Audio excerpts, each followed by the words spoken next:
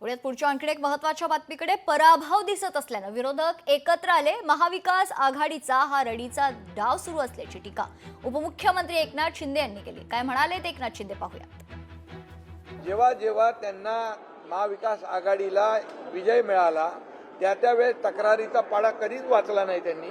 जेव्हा जेव्हा पराभूत झाले तेव्हा मात्र तक्रारींचा पाडा वाचला।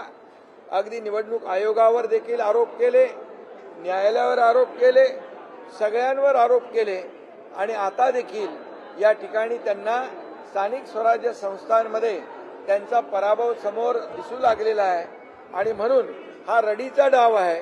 हा रडीचा डाव खेळण्यासाठी ते आलेले आहेत, परंतु महाराष्ट्रातली जनता सुज्ञ आहे।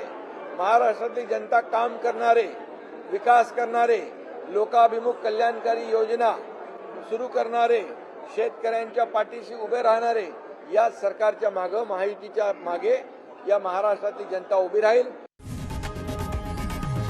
लोकशाही मराठी ऐका, पहा, जागरूक रहा।